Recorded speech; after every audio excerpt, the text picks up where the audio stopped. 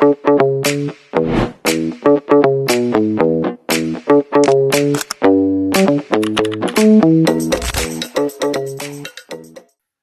day everyone, I am Julius El Lasso, a third-year BSBA HRM student.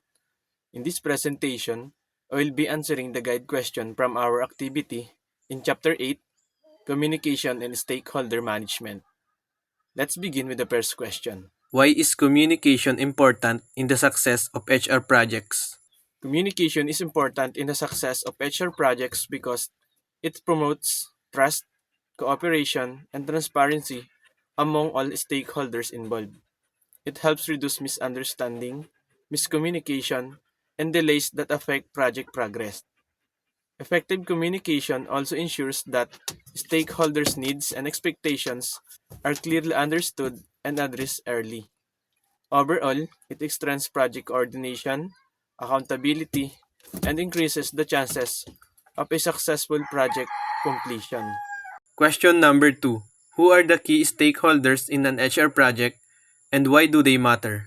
Key stakeholders in HR project includes employees, HR managers, and top management. They matter because they are directly involved in planning, implementing, and being affected by HR policies, programs, or changes. Employees provide feedback and are impacted by HR decisions. HR managers lead and coordinate the project, and the top management approves and supports resources and direction. Involving them properly ensures smoother implementation, better acceptance, and successful project outcomes. Question number 3. What are the steps in communication process? The steps in communication process are plan communications, manage communications, and monitor communications. In plan communications, the project team identifies what information is needed, who needs it, and the best way to deliver it. In managed communications, messages are shared clearly and ensured to be understood by all stakeholders.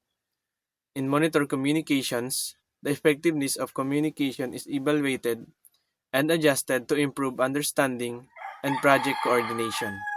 Question number 4.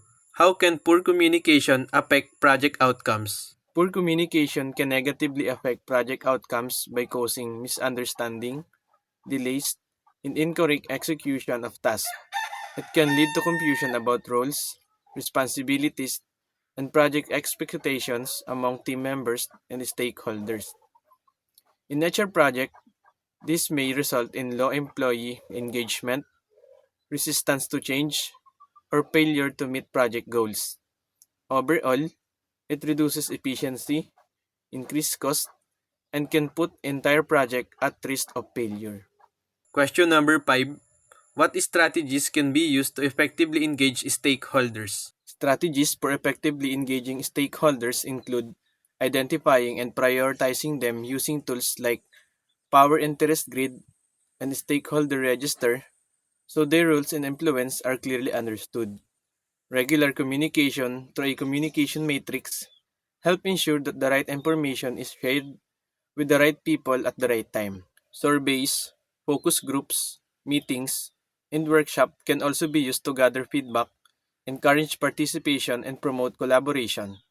These strategies help build trust, reduce resistance, and ensure stakeholders remain actively involved in the success of the HR project. That's all for my presentation. Thank you for watching.